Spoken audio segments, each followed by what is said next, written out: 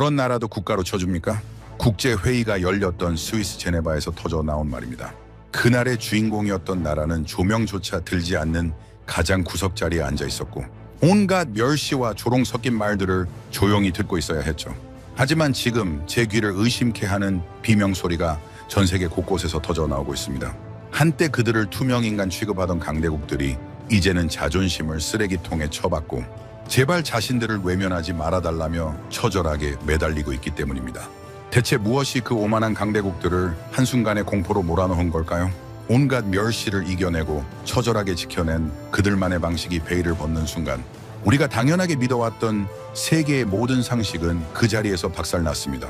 아무도 주목하지 않던 변방의 작은 나라가 설계한 이 거대하고 정교한 함정. 전 세계 전문가들이 경악하며 이건 불가능하다고 외쳤던 그 소름 돋는 반전의 실체.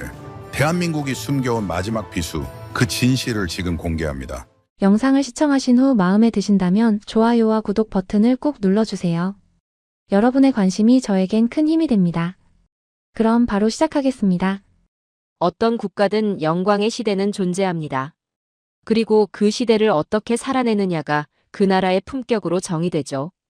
어떤 나라는 영광에 취해 타국을 옥죄며 군림하고 어떤 나라는 그 굴욕을 씹으며 복수의 칼날을 갑니다. 이 법칙은 국가에게나 개인에게나 잔혹하리만큼 똑같이 적용되죠. 그런데 여기 그 모든 역사의 법칙을 정면으로 거스르는 기이한 나라가 하나 있습니다. 전 세계가 저주받은 화약고라 비웃으며 등을 돌릴 때 스스로 사선에 서서 강대국들의 목줄을 쥐어버린 나라. 미국과 중국이 패권 다툼에 눈이 멀어 지옥으로 질주할 때 유일하게 브레이크를 밟으며 전쟁의 상식을 새로 쓰고 있는 나라 말입니다. 단돈 2,000원으로 수십억 원짜리 미사일 체계를 무용지물로 만들고 자존심 강한 유럽의 맹주들이 매달리게 만든 이 현상. 여러분은 이것이 단순한 우연이라고 생각하십니까? 아닙니다. 이것은 치밀하게 설계된 영광이며 가장 낮은 곳에서 갈아온 품격 있는 반격입니다. 저는 제임스 앤더슨입니다. 하버드 정치학부에서 국제정치를 가르치고 있죠. 제 전공은 강대국 패권 경쟁입니다. 그런데 최근 몇 년 제 연구의 중심이 바뀌었어요. 강대국들이 아니라 강대국들이 가장 신경 쓰는 나라로요. 오늘 우리가 들여다볼 나라는 대한민국입니다. 여러분, 한국 하면 뭐가 떠오르나요? 새벽 2시까지 불이 꺼지지 않는 사무실이요? 초등학생이 밤 11시에 수학학원에서 나오는 나라요? 세계 어느 나라 식품 매장에 가도 한 칸을 차지하고 있는 김치와 고추장이요? 전 세계 조선소 발주량의 절반 이상을 혼자 먹어치우는 나라요? 다 맞습니다. 그런데 그게 전부가 아니에요. 이 이야기를 제대로 이해하려면 먼저 한국이 출발했던 그 바닥이 얼마나 깊었는지를 알아야 합니다. 여러분이 상상하는 그 밑바닥보다 훨씬 더 깊은 곳이었죠. 세계가 이 나라에 내린 판정은 단 한 가지였으니까요. 가망 없음. 1953년 여름, 총성이 멎은 서울의 하늘은 잿빛이었습니다. 건물의 80%가 무너졌고 길은 폐허였으며 살아남은 사람들은 잔해 위에서 하루하루를 버티고 있었죠. 바로 그 현장을 직접 눈으로 본 사람이 있었습니다. 더글러스 맥아더 장군. 세계 최고의 전략가라 불리던 그 사람이었죠. 맥아더는 무너진 서울을 둘러보고 나서 참모들에게 한 문장을 남겼습니다. 이 나라를 재건하는 데에는 최소한 100년은 걸릴 것이다. 여러분, 이게 단순한 예측이라고 생각하세요? 아닙니다. 이건 세계에서 가장 영향력 있는 군사 전략가가 내린 사형 선고였죠. 그의 한마디는 곧 전 세계가 한국을 바라보는 시선이 됐습니다. 구제불능. 손댈 가치도 없는 땅. 그런데 맥아더만 그런 게 아니었어요. 영국의 더 타임즈를 아시죠? 세계에서 가장 오래된 권위지 중 하나입니다. 그 신문이 당시 한국에 대해 이런 문장을 남겼어요. 한국에서 민주주의와 경제 발전을 기대하는 것은 쓰레기통에서 장미꽃이 피기를 기다리는 것과 같다. 한 학생이 손을 들었습니다. 그건 그냥 당시 분위기가 그랬던 거 아닌가요? 전쟁 직후니까 누구나 그렇게 볼 수도 있지 않나요? 좋은 지적이에요. 그런데 제가 주목하는 건 단순히 비관적인 전망이 아닙니다. 더 타임즈의 그 문장 안에는 단순한 비관을 넘어선 무언가가 있었죠. 쓰레기통이라는 표현. 이건 상황이 어렵다는 게 아니라 한국이라는 나라 자체가 쓸모없는 존재라는 뜻이었습니다. 능력의 문제가 아니라 존재 자체를 부정한 거죠. 인종적 멸시가 깔린 표현이었어요. 한국인은 스스로 일어설 능력 자체가 없다는 논조였습니다. 그리고 그 멸시는 말로만 끝나지 않았습니다. 행동으로 이어졌죠. 당시 한국 정부는 필사적이었습니다. 배고픔을 해결해야 했으니까요. 비료 공장을 짓고 싶었어요. 그래서 인도에 기술 전수를 요청했습니다. 왜 인도였을까요? 전쟁 중에 의료진을 보내준 나라였으니까요. 그나마 손을 내밀 수 있는 나라라고 생각했던 겁니다. 인도의 대답은 이랬습니다. 너희 같은 나라에 무슨 기술이 필요하냐? 기계를 다룰 줄도 모르는 사람들이니. 우리가 주는 비료나 받아 써라. 여러분, 이 말을 들은 사람들이 어떤 사람들인지 생각해 보세요. 굶주린 국민을 살리기 위해 무릎을 꿇고 손을 내밀었던 사람들이죠. 그 손을 인도는 짓밟았어요. 능력이 없다는 이유로요. 기계를 다룰 줄 모른다는 이유로요. 그런데 이보다 더 처절한 장면이 있습니다. 1954년 스위스 제네바. 전후 처리를 논의하는 국제회의가 열렸죠. 그 회의의 핵심 의제 중 하나가 바로 한국 문제였습니다. 한국의 미래를 결정하는 자리였어요. 그런데 정작 그 자리에서 한국 대표단이 배치된 곳이 어디였는지 아세요? 가장 구석진 자리였습니다. 회의장 가장 끝, 가장 눈에 띄지 않는 자리. 강대국들은 한국 외무장관 일행에게 발언 기회조차 주려 하지 않았죠. 생각해보세요. 자기 나라의 운명이 결정되는 회의인데 당사자가 입을 열 수 없는 상황이었습니다. 마치 법정에서 피고인을 내쫓은 채 판결을 내리는 것과 같은 일이 버젓이 벌어지고 있었던 거죠. 그것도 모자라 한국 대표단은 숙소를 구할 돈조차 없었습니다. 낡은 여관의 작은 방에서 빵 한 조각으로 끼니를 때웠죠. 자국의 운명이 논의되는 회의장 문 밖에서 그 결과를 기다리며 서 있어야 했습니다. 배를 고르면서요. 한 학생이 물었어요. 그러면 당시 한국을 지지해준 나라가 아예 없었던 건가요? 완전히 없었다고 말하긴 어렵습니다. 하지만 중요한 건 이거죠. 지지가 있었다 해도 그건 한국의 가능성을 믿어서가 아니었어요. 냉전 구도에서 전략적으로 필요했기 때문이었습니다. 진심으로 한국이 일어설 수 있다고 믿은 나라는 없었죠. 단 한 나라도요.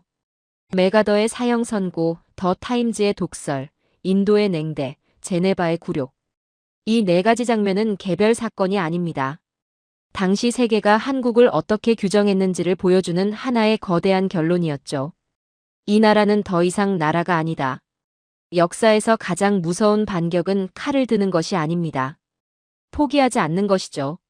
한국은 포기하는 법을 몰랐습니다. 밥 한 끼 제대로 먹지 못하면서도 도면을 그렸고 구걸하듯 손을 내밀면서도 눈빛만은 꺼지지 않았어요. 짓밟힐수록 더 깊이 뿌리를 내리는 나무처럼 이 나라는 멸시를 양분 삼아 조용히 다음을 준비하고 있었습니다. 1960년대가 시작됐습니다. 한국은 폐허 위에서 간신히 숨을 고르고 있었죠. 전쟁의 상흔이 채 아물지도 않은 상태에서 이 나라의 지도자들은 하나의 질문을 붙들고 있었습니다. 어떻게 하면 이 나라를 살릴 수 있는가? 그 답을 찾기 위해 그들은 세계를 향해 손을 내밀었어요. 그런데 돌아온 건 도움이 아니었습니다. 더 정교하고 더 체계적인 억압이었죠. 1961년 박정희 대통령이 직접 백악관 문을 두드렸습니다. 산업화 계획을 설명하고 자금을 구하기 위해서였어요. 제철소를 짓고 고속도로를 깔고 공장을 세우겠다는 청사진을 손에 들고 미국 대통령 앞에 섰죠. 당시 케네디 대통령은 어떻게 반응했을까요? 회담 내내 시계를 봤습니다. 다리를 꼬고 앉아 하품을 했어요. 박 대통령이 산업화 계획을 설명하는 동안 케네디는 그 내용에 단 한 번도 진지하게 귀를 기울이지 않았죠. 그리고 마지막에 이렇게 말했습니다. 한국, 꿈 깨시오. 한국 같은 나라에 제철소가 왜 필요하오? 그냥 밀가루랑 옷감이나 줄 테니 분수껏 사시오. 차관 요청은 단 한 푼도 승인되지 않았습니다. 여러분, 이 장면을 그냥 외교적 실패로 보면 안 됩니다. 케네디의 그 발언은 단순한 거절이 아니었어요. 한국이 어느 수준에 머물러야 하는지를 미국이 직접 규정한 선언이었죠. 밀가루와 옷감. 그게 미국이 한국에게 허락한 미래의 전부였습니다. 한국의 대표단은 어떤 표정을 지었을까요? 나라를 살리겠다는 일념 하나로 태평양을 건너간 사람이 세계 최강국의 대통령에게 분수껏 살라는 말을 들으며 돌아서야 했으니까요. 그런데 그는 포기하지 않았습니다. 빈손으로 돌아왔지만 계획을 접지 않았어요. 그런데 케네디의 멸시보다 더 교묘하고 더 구조적인 억압이 따로 있었습니다. 당시 한국의 모든 예산은 미국의 승인을 받아야 했어요. 미국 경제고문단이 한국의 살림살이를 사실상 쥐고 흔들고 있었죠. 한국 정부가 기계공업을 키우겠다고 나서면 고문단은 그 예산을 전액 삭감했습니다. 그리고 보고서에 이렇게 적었어요. 한국인은 손재주가 없으니 가발이나 만들고 쥐털이나 깎아서 팔아라. 그것이 너희 수준에 맞다. 한 학생이 손을 들었습니다. 교수님, 실제로 당시 한국의 주력 수출품이 가발이었나요? 맞습니다. 가발과 쥐 가죽이었어요. 그런데 이게 단순히 시장의 선택이 아니었다는 게 핵심이죠. 미국이 다른 분야의 예산을 모조리 막아버렸기 때문입니다. 한국을 영원히 저임금 하청 국가로 묶어두려 했던 거예요. 이건 무시가 아니라 설계였습니다. 한국이 절대 자신들의 경쟁자가 되지 못하도록 만든 치밀한 구조였죠. 그 구조 안에서 한국 관료들이 어떻게 버텼는지 아세요? 삭감당한 예산안을 다음 날 다시 들고 왔습니다. 또 삭감당하면 또 들고 왔어요. 굴욕적인 거절을 밥 먹듯 당하면서도 나라를 일으켜야 한다는 그 일념 하나를 놓지 않았습니다. 당시 한국 관료들의 책상 서랍에는 항상 수정된 계획안이 가득했다고 하죠. 오늘 거절당하면 내일을 위한 새 안을 만들었고 내일 거절당하면 모레를 준비했습니다. 그런데 한국은 그 구조 안에서도 포기하지 않았습니다. 제철소를 짓겠다는 꿈을 버리지 않았어요. 그래서 이번엔 세계은행에 손을 내밀었죠. 세계은행 조사단이 포항 바닷가에 내려왔습니다. 현장을 둘러본 그들이 작성한 보고서는 이랬어요. 제철소는 고도의 지능과 막대한 자본이 필요한 문명국의 전유물이다. 교육도 안 된 농민들이 태반인 한국에서 철을 뽑겠다는 건 무모한 망상이다. 교수님, 그건 너무 심한 표현 아닌가요? 한국가에 대한 존중이 전혀 담겨 있지 않아 보여요. 맞습니다. 하지만 그건 부정할 수 없는 현실이었어요. 문명국의 전유물. 이 표현을 주목해 보세요. 세계은행은 한국을 문명국의 반열에 올려놓지 않은 겁니다. 농민들의 나라, 철을 다룰 지적 능력이 없는 나라로 규정한 거죠. 이 보고서 한 장으로 전 세계 금융권이 한국에 대한 대출문을 닫아버렸습니다. 그렇다면 한국은 어떻게 포항제철을 지었을까요? 세계가 문을 닫자 한국은 가장 가슴 아픈 선택을 했습니다. 일본에 손을 내민 거예요. 식민지배의 대가로 받은 대일 청구권 자금. 조상들의 피와 눈물로 받아낸 그 돈을 제철소 건설에 쏟아붓기로 한 거죠. 한 학생이 손을 들었어요. 그 돈을 그렇게 쓰는 게 당시 국민들한테 받아들여졌나요? 받아들여지지 않았습니다. 거센 반발이 있었어요. 조상들의 피값을 공장 짓는 데 쓰느냐는 분노가 들끓었죠. 그 비판을 온몸으로 받아내면서도 박태준 회장은 직원들 앞에서 이렇게 말했습니다. 우리가 실패하면 우리 모두 저 포항 앞바다에 빠져 죽을 각오로 일하자. 이게 그냥 나온 말이 아니에요. 조상들의 한이 담긴 그 돈을 반드시 결실로 만들겠다는 물러설 곳이 없다는 선언이었습니다. 그리고 경부고속도로 이야기를 빼놓을 수 없습니다. 한국이 고속도로 건설 계획을 발표하자 서방 언론과 전문가들이 일제히 비웃었어요. 자동차도 없는 나라가 탱크라도 굴리려나 보다. 독재자의 허영심이 국민을 굶기고 있다. 이게 당시 외신들이 전 세계에 타전한 기사의 논조였습니다. 돈이 없었기 때문에 군인들이 삽과 곡괭이로 직접 땅을 팠어요. 그 장면을 외국 특파원들은 비웃음 섞인 기사로 전 세계에 보냈죠. 그런데 그 삽질을 하던 사람들은 웃음거리가 된다는 걸 알면서도 멈추지 않았습니다. 비웃음을 들으면서도 흙을 퍼냈어요. 조롱을 들으면서도 땅을 팠습니다. 왜냐하면 이 도로가 완성되면 나라가 산다는 걸 알았으니까요. 그 굴욕의 정점은 서독에서였습니다. 파독 광부와 간호사들을 담보로 돈을 빌리러 서독까지 찾아갔을 때 독일 관료들은 고속도로 계획안을 보고 코웃음을 쳤어요. 그 돈으로 차라리 감자를 사라. 그리고 박 대통령이 이동할 때 서독 정부가 내준 차가 뭔지 아세요? 의전용 세단이 아니었습니다. 낡은 전세버스였어요. 가난한 나라 대통령에게는 이 정도면 충분하다는 말 없는 멸시였죠. 그 버스를 타고 이동하면서 대통령은 무슨 생각을 했을까요? 그 이후의 행동이 모든 것을 말해줍니다. 굴욕을 당한 그날 이후에도 계획을 멈추지 않았으니까요. 오히려 더 독하게 밀어붙였습니다. 여러분, 이 시대의 한국을 한 문장으로 정리하면 이렇습니다. 전 세계가 이 나라의 꿈에 문을 걸어 잠갔습니다. 그런데 한국은 문이 없는 곳에서 벽을 허물었어요. 허락받지 못한 미래를 허락 없이 만들기 시작한 겁니다. 1970년대 한국은 선택의 기로에 서 있었습니다. 세계가 문을 걸어 잠근 상황에서 이 나라가 택한 길은 단 하나였어요. 어떤 굴욕이든 감수하겠다. 어떤 멸시든 받아내겠다.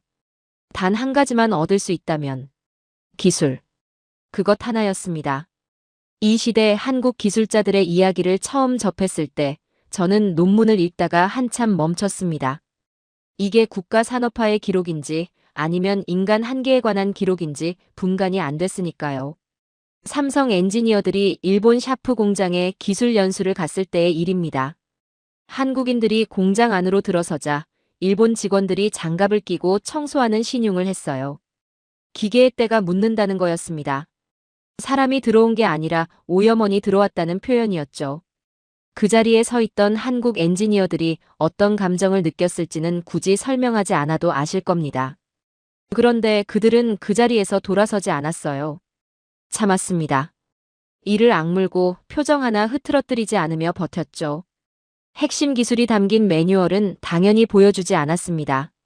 그러자 한국 엔지니어들이 어떻게 했는지 아세요? 일본 기술자들이 퇴근하고 나면 쓰레기통을 뒤졌습니다. 버려진 설계 파지 조각들을 하나하나 꺼냈어요. 그리고 화장실 칸막이 안으로 들어갔습니다. 냄새나는 변기에 앉아 그 조각들을 퍼즐처럼 맞추며 볼펜으로 손바닥이 까맣게 되도록 배선을 베껴 적었어요. 한 학생이 손을 들었습니다. 교수님, 그게 들키면 어떻게 되는 건가요? 쫓겨나죠.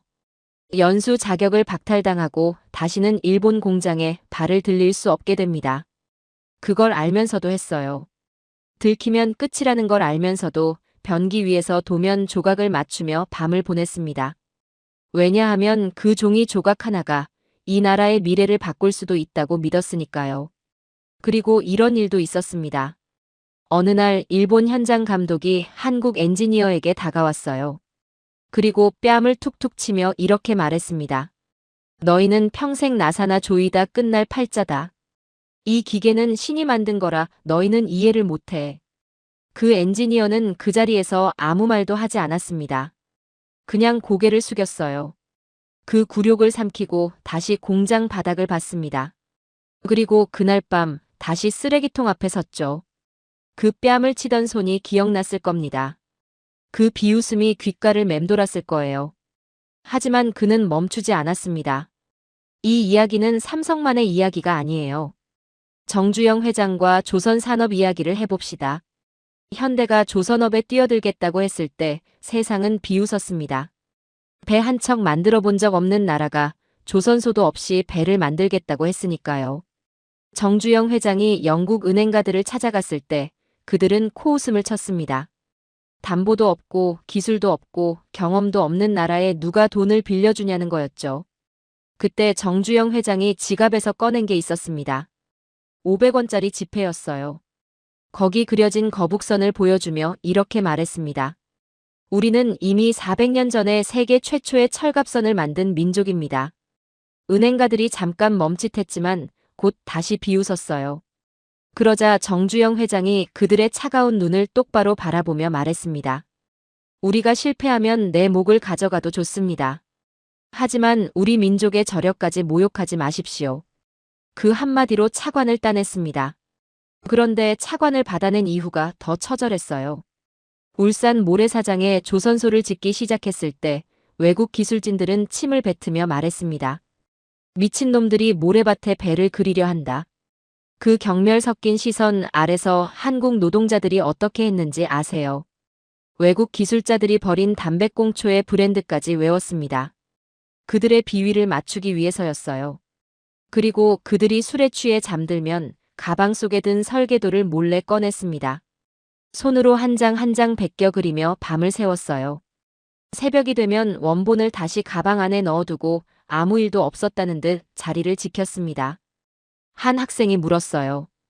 그 사람들은 두렵지 않았을까요? 들키면 모든 게 끝날 텐데요. 두려웠겠죠. 하지만 그보다 더 두려운 게 있었을 겁니다. 이 기술을 배우지 못하면 이 나라가 영원히 저 사람들 아래에 머문다는 것. 그 두려움이 더 컸던 거예요. 포항제철 이야기로 다시 넘어가 보죠. 일본 기술자들이 포항 현장에 자문을 하러 왔을 때 한국 엔지니어들에게 이렇게 말했습니다. 너희는 쇳물 끓는 온도도 못 맞춰서 폭발시킬 놈들이다. 그러면서 안전모를 툭툭 쳤어요. 그 자리에서 한국 기술진이 한 행동이 뭔지 아세요?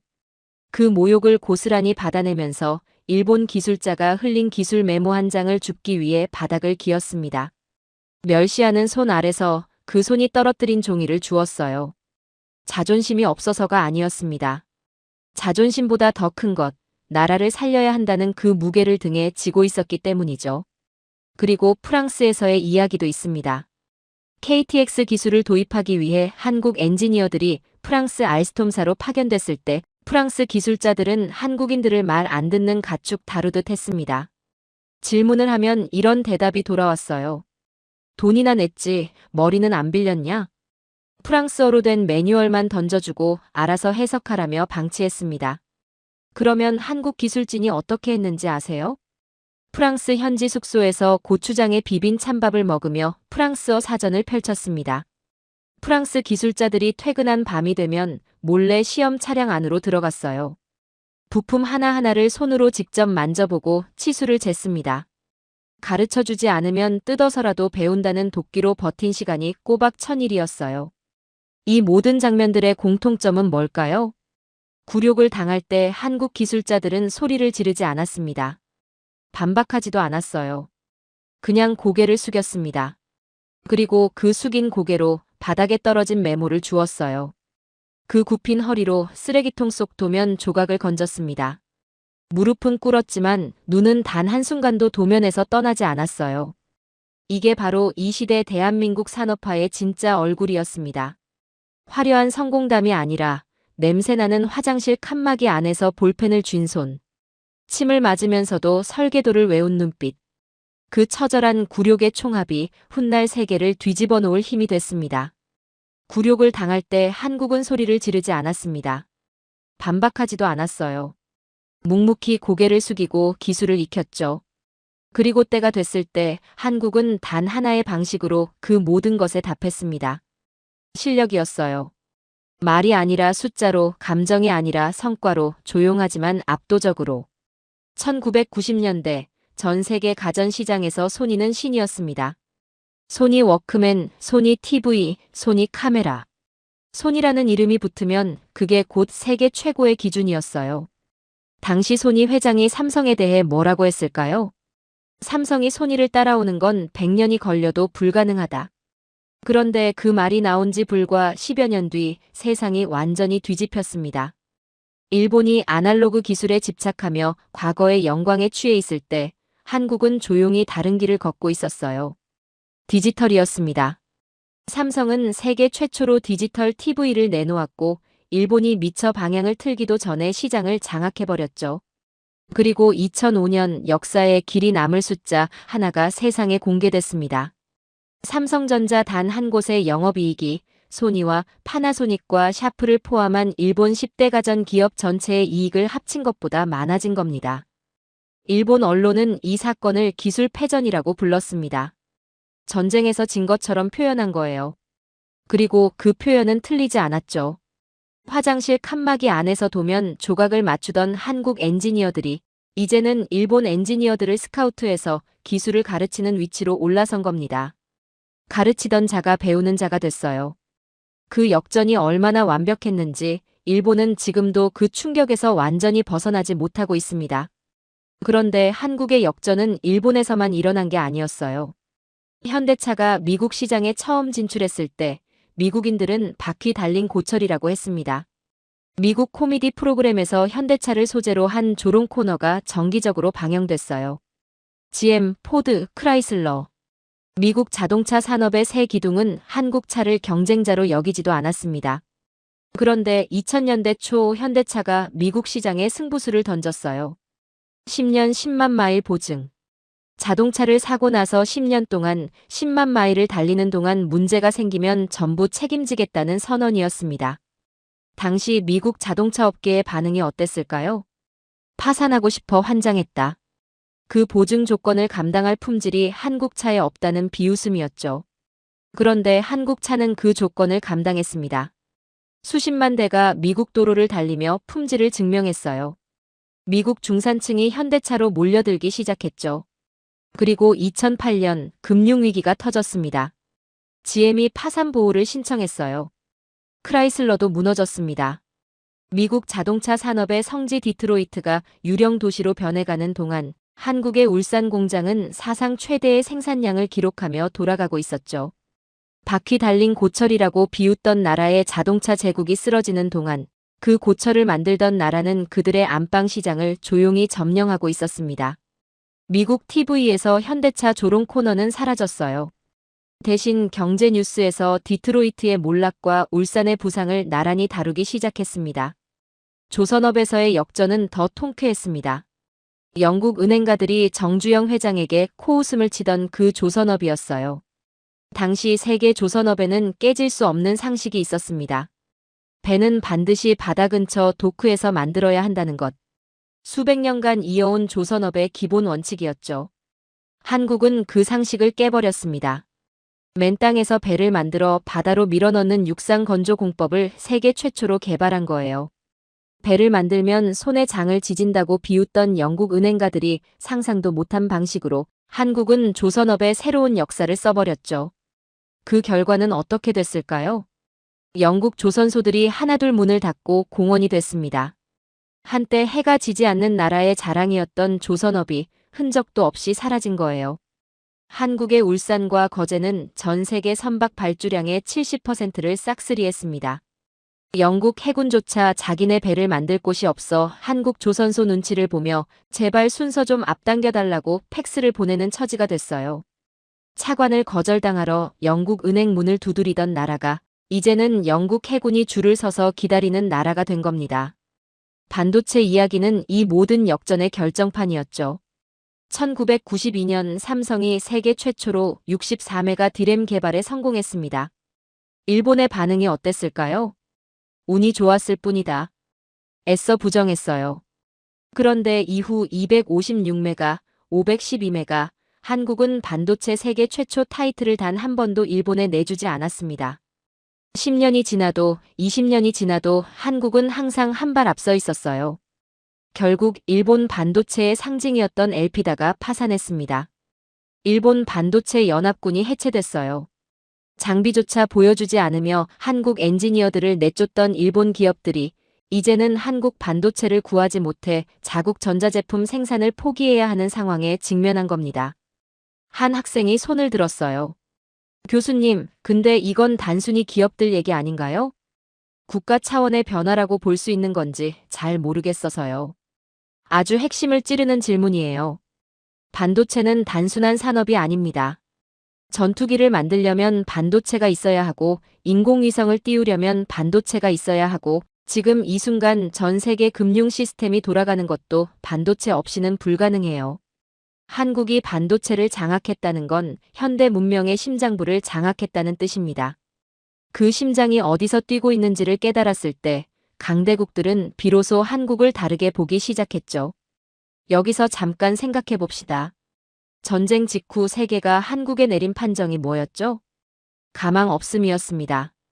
그런데 지금 이 순간 그 판정을 내렸던 나라들은 어디에 서 있을까요?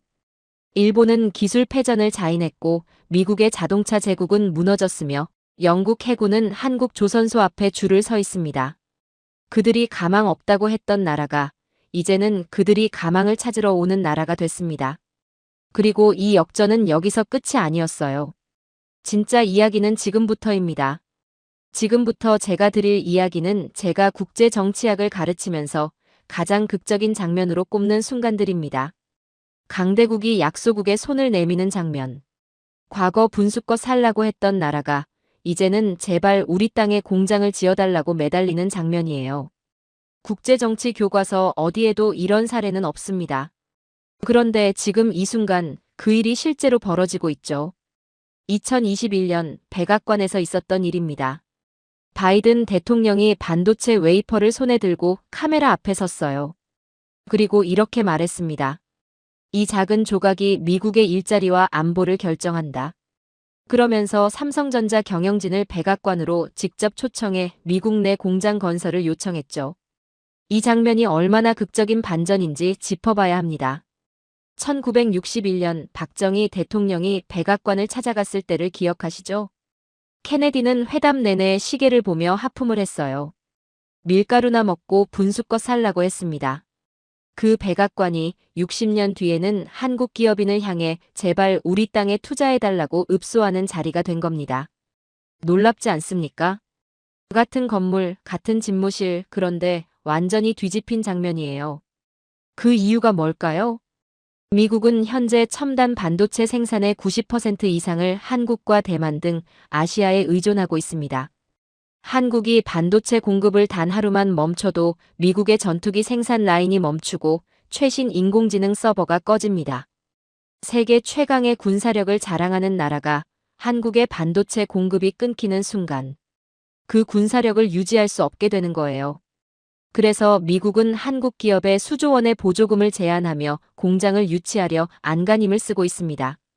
밀가루나 먹으라던 나라가 이제는 돈을 들고 와서 제발 우리 곁에 있어달라고 하는 거죠. 한 학생이 손을 들었어요. 미국 입장에서는 그냥 공장이 필요한 거 아닌가요? 꼭 한국이어야 할 이유가 있는 건지 모르겠어서요. 바로 그게 핵심입니다. 미국이 이해관계로 움직이는 나라라는 건 누구나 압니다. 그런데 그 미국이 수조 원의 보조금을 들고 한국 앞에 오는 행동 자체가 한국의 위치를 증명하는 거예요. 미국의 이해관계를 한국이 쥐고 있다는 뜻이니까요. 세계 패권국의 안보와 산업이 한국 없이는 굴러가지 않는 구조가 됐다는 겁니다. 이게 단순한 경제 협력이 아닌 이유가 바로 여기에 있죠. 그리고 영국의 조선 이야기도 다시 짚고 넘어가죠. 해가 지지 않는 나라. 한때 전 세계 바다를 지배했던 대영 제국. 그 영국이 자국 해군 군함을 만들지 못해 한국에 발주를 넣었습니다. 하나오션의 군수지원함 4척을 맡긴 거예요.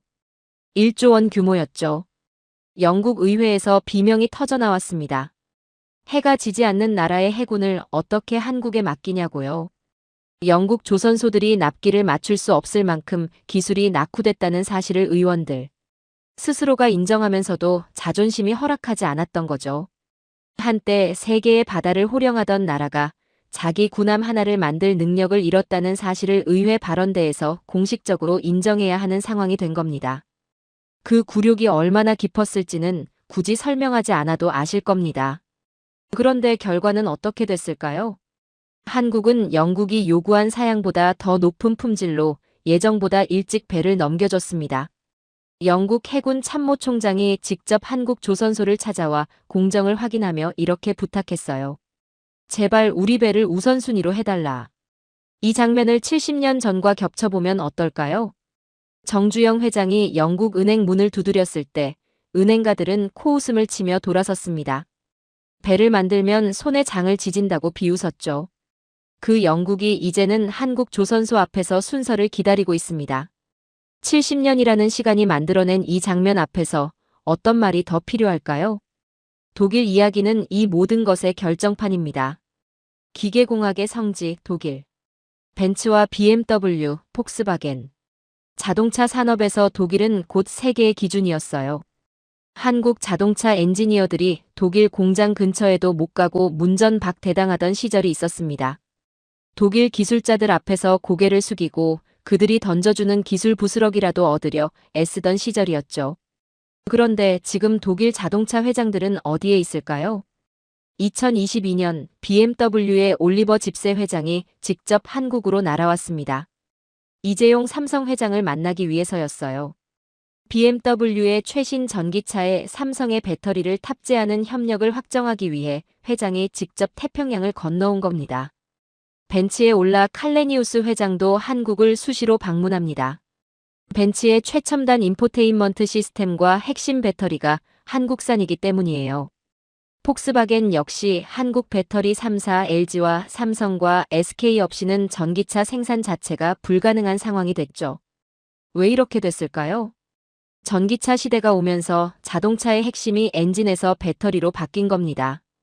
독일이 100년간 갈고 닦은 엔진 기술이 하루아침에 부차적인 것이 됐어요.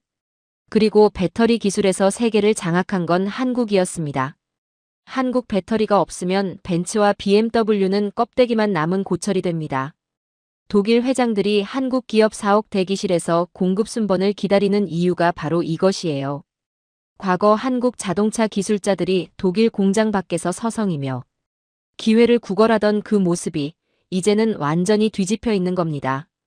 이 세 장면을 하나로 꿰면 하나의 공통된 진실이 보입니다. 미국은 반도체 없이 안보를 유지할 수 없고 영국은 조선 기술 없이 해군을 운영할 수 없으며 독일은 배터리 없이 자동차를 만들 수 없습니다. 그리고 그 세 가지를 모두 쥐고 있는 나라가 한국이에요. 한때 세계가 가망 없다고 판정했던 나라가 이제는 세계가 가망을 찾으러 오는 나라가 됐습니다.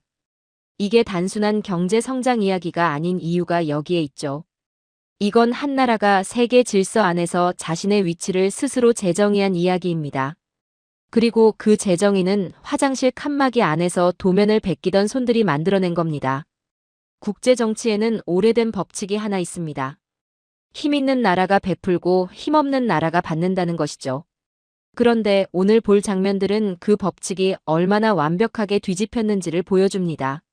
한때 한국을 내려다보며 손가락질하던 나라들이 지금은 한국 없이는 나라를 지키지도 경제를 유지하지도 못하는 상황이 됐으니까요. 필리핀 이야기부터 시작합시다. 1960년대 필리핀은 동남아시아에서 가장 잘 사는 나라 중 하나였습니다. 한국의 쌀을 원조할 만큼 여유가 있었어요. 당시 필리핀 사람들이 한국을 어떻게 봤을까요? 가난한 동생이었습니다. 전쟁으로 폐허가 된 스스로 일어설 능력이 없는 나라로 봤죠. 필리핀 관료들은 한국 대통령의 방문 요청을 거절하기도 했어요. 외교적으로 이게 무슨 뜻인지 아십니까? 만날 필요가 없다는 겁니다. 계산에 넣을 가치가 없다는 거죠. 그게 당시 필리핀이 한국을 보는 시선이었습니다. 그런데 2010년대 상황이 완전히 달라졌습니다. 중국이 남중국해에서 군사적 압박을 강화하면서 필리핀 해군은 사실상 괴멸 직전까지 몰렸어요. 필리핀이 보유한 함정들은 노후화가 극심했고 중국의 해상 전력 앞에서 속수무책이었습니다. 필리핀은 절박하게 도움을 구했어요. 미국에도 손을 내밀었고 일본에도 요청했습니다. 그런데 실질적인 도움의 손길을 내민 나라는 어디였을까요? 한국이었습니다. 한국은 필리핀의 포항급 호위함을 무상으로 기증했습니다. 그것도 모자라 필리핀 공군의 수건이었던 HA-50 경전투기를 수출했어요. 필리핀 공군이 처음으로 제대로 된 전투기를 갖게 된 날, 필리핀 대통령이 눈물을 흘렸습니다. 이제야 우리 영공을 지킬 수 있게 됐다. 그 말 한마디에 60년의 세월이 담겨 있었죠. 쌀 한 바구니를 건네며 가난한 동생을 바라보듯 했던 나라가 이제는 한국이 건네준 전투기 앞에서 눈물을 흘리고 있었습니다. 그리고 그 전투기를 건네준 나라는 아무 조건도 달지 않았어요. 과거에 받은 멸시를 되갚으려 하지 않았습니다. 그냥 건넸어요. 그게 한국이었습니다. 태국 이야기도 있습니다. 1970년대 한국 축구 대표팀이 태국 원정을 갔을 때의 일입니다. 태국은 한국 선수들에게 잔디구장을 내주지 않았어요. 흙바닥 훈련장으로 내쫓았습니다. 가난한 나라에서 온 팀에게는 그 정도면 충분하다는 멸시였죠. 당시 태국의 경제력은 한국보다 나았어요. 자원도 있었고 관광 수입도 있었고 쌀 수출로 외화를 버는 나라였습니다. 한국은 그 태국의 눈에 동등한 상대가 아니었죠. 그런데 2011년 태국에 전례 없는 대홍수가 났습니다. 수도 방콕이 물에 잠길 위기였어요. 태국 정부는 전 세계를 뒤졌습니다. 이 재앙을 막을 기술을 가진 나라를 찾아 헤맸죠. 일본이 수십 년간 공을 들이며 태국에 구애해온 상황이었어요. 그런데 태국이 최종적으로 선택한 나라가 어디였을까요? 한국이었습니다. 한국의 4대강 통합수자원 관리 시스템이었어요. 태국 총리가 직접 한국을 찾아와 강들을 둘러봤습니다. 그리고 이렇게 요청했어요. 제발 우리 땅의 물줄기도 다스려달라. 한국은 단순한 공사가 아니라 태국 국토 전체의 생존 시스템을 설계해줬습니다. 흙바닥 훈련장으로 한국 선수들을 내쫓던 나라의 생존이 이제는 한국의 손에 달리게 된 거예요. 그것도 한국이 먼저 손을 내밀어서가 아니라 태국이 먼저 무릎을 꿇고 요청한 결과였습니다. 한 학생이 손을 들었어요. 인도네시아는 어떤가요? 자원 부국이라 한국을 무시했다고 하던데 지금은 어떻게 됐나요? 인도네시아는 이 모든 역전 중에서도 가장 극적인 사례입니다. 인도네시아는 자원 부국이에요. 석유, 천연가스, 석탄, 니켈. 자원이 넘쳐나는 나라였기 때문에 과거에는 한국을 자원이나 사다가는 하천국 취급을 했죠. 한국이 뭔가를 요청하면 자원을 팔아줄 수는 있지만 기술적으로 배울 건 없다는 식이었어요. 그런데 지금 인도네시아 국방장관이 어디로 달려가고 있을까요? 서울입니다. 인도네시아는 한국의 잠수함 건조 기술과 KF-21 초음속 전투기 공동 개발 사업에 참여하고 있어요. 그런데 문제가 생겼습니다. 국가 재정이 어려워지면서 분담금을 제때 내지 못하게 된 거죠.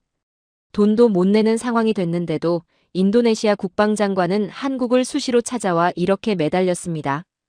제발 우리를 이 프로젝트에서 퇴출하지 말아달라. 왜 이렇게까지 할까요? 전 세계 어느 강대국도 잠수함 설계 기술을 다른 나라와 공유하지 않습니다. 미국도 러시아도 프랑스도 핵심 기술은 절대 내주지 않아요. 그런데 한국은 인도네시아와 그 기술을 함께 개발하고 있습니다. 인도네시아 입장에서는 이 기회를 놓치면 영원히 군사기술 종속에서 벗어날 수 없다는 걸 아는 거예요. 과거 한국을 자원 하천국 취급하던 나라가 이제는 한국 기술자 한 명 한 명을 귀빈으로 모시며 기술 전수를 간청하고 있습니다. 베트남 이야기는 또 다른 종류의 역전입니다. 베트남은 미국을 꺾은 나라라는 자부심이 대단했어요. 세계 최강을 이긴 승전국의 자존심이 있었죠. 한국을 바라보는 시선에도 그 자존심이 묻어 있었습니다. 자신들은 강대국을 이긴 나라고 한국은 강대국에 기대어 겨우 전쟁을 버틴 나라라는 인식이었어요. 그런데 지금 베트남 경제의 25에서 30%는 삼성전자가 만들어냅니다. 베트남 전체 수출의 4분의 1이 삼성전자 공장에서 나가는 거예요. 베트남 정부는 삼성의 심기를 건드릴까봐 공장 근처에 고속도로를 깔아줬습니다. 삼성 직원들을 위한 전용 입국 절차까지 만들었어요.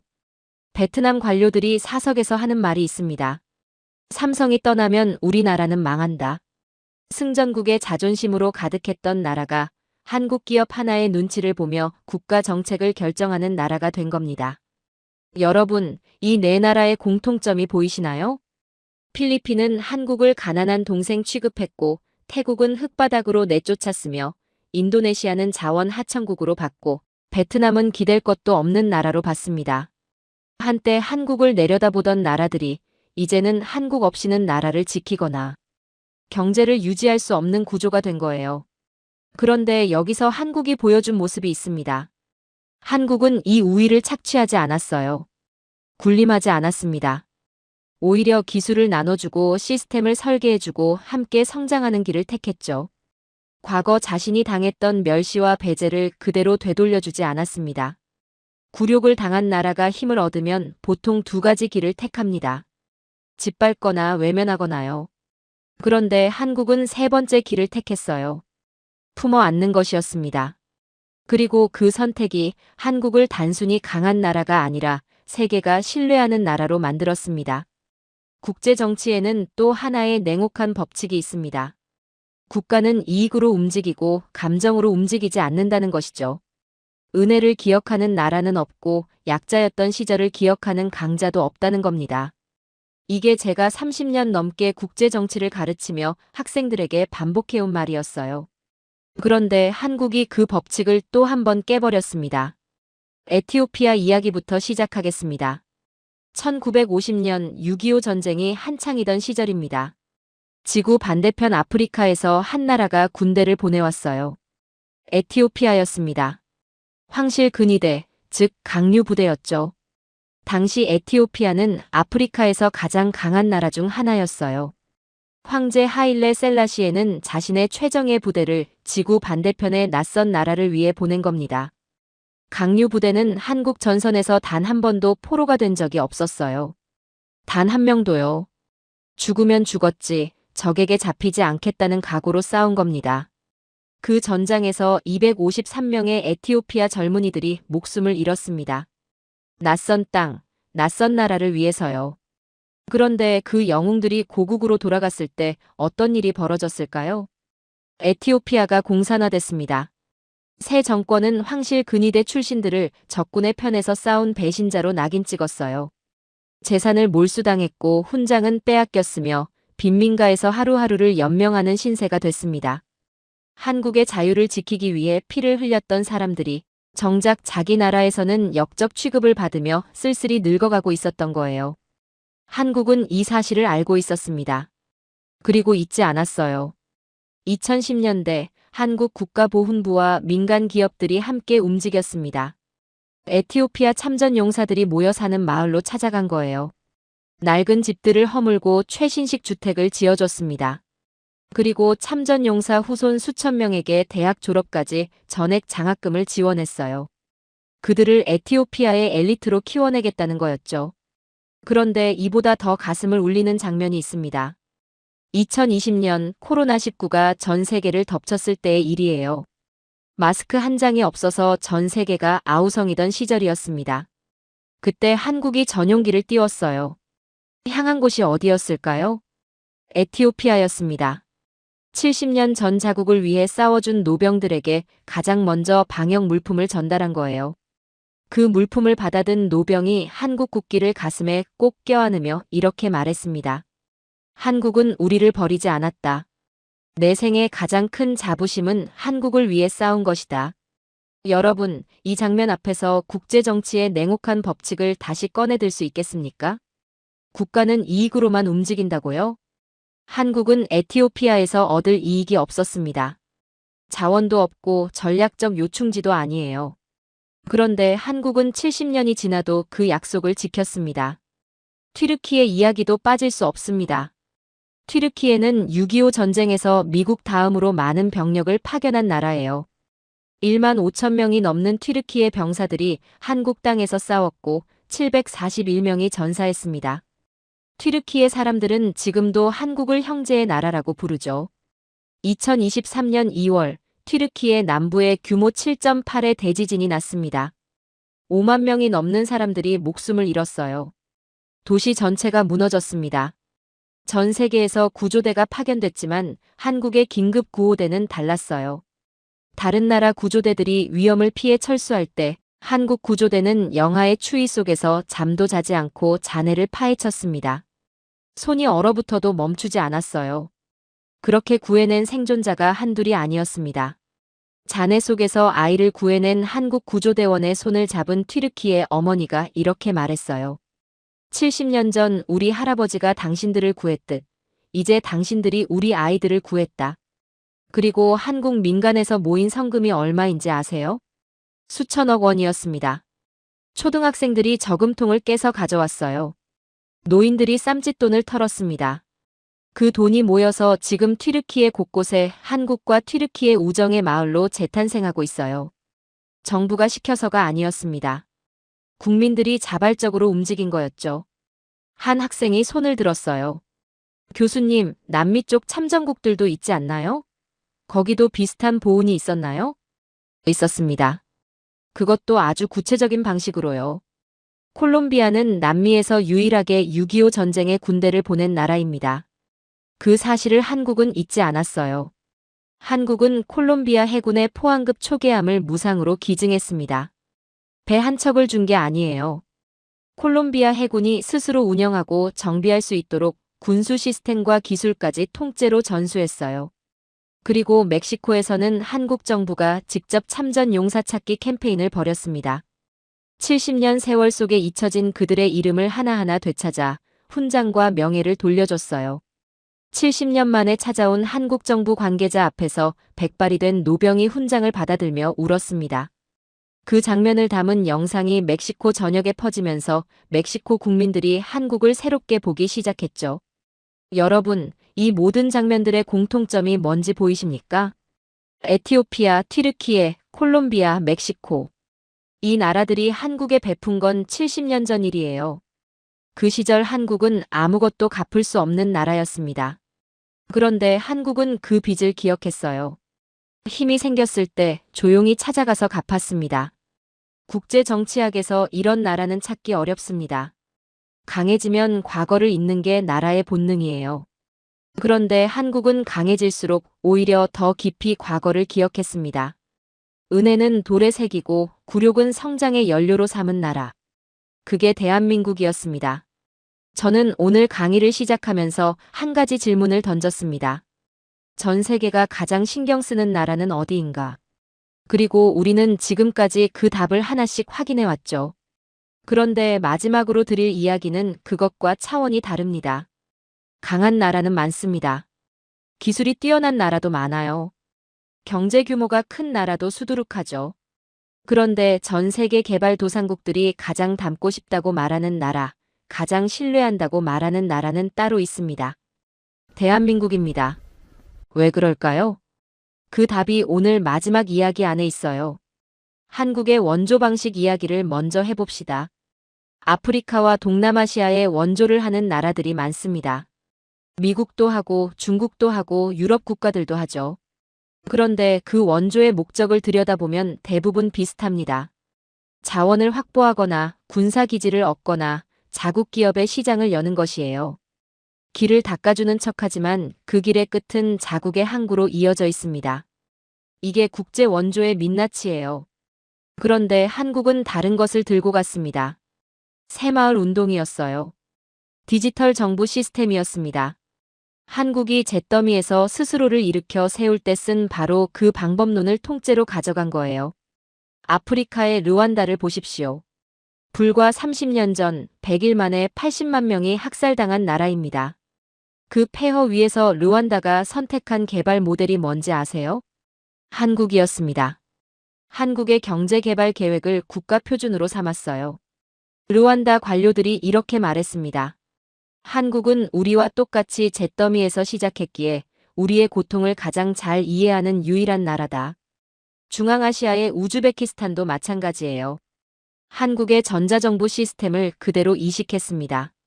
지금 우즈베키스탄 국민들은 한국이 만들어준 디지털 행정 시스템으로 민원을 처리하고 세금을 내고 복지 혜택을 받습니다. 왜 이 나라들이 미국이나 유럽이 아닌 한국을 선택했을까요? 한국만이 그 고통을 직접 겪어봤기 때문입니다. 원조를 받아본 나라만이 진짜 원조가 무엇인지 압니다. 굶어본 사람만이 배고픔이 어떤 것인지 알죠. 한국은 그 경험을 갖고 있는 유일한 선진국이에요. 그리고 기술 전수 이야기를 해야 합니다. 이 강의에서 우리는 한국 엔지니어들이 일본 화장실 칸막이 안에서 도면을 베끼던 장면을 봤습니다. 프랑스 현지 숙소에서 고추장에 찬밥을 비비며 매뉴얼을 해독하던 장면도 봤죠. 기술을 얻기 위해 어떤 굴욕도 감수했던 그 시절이 있었어요.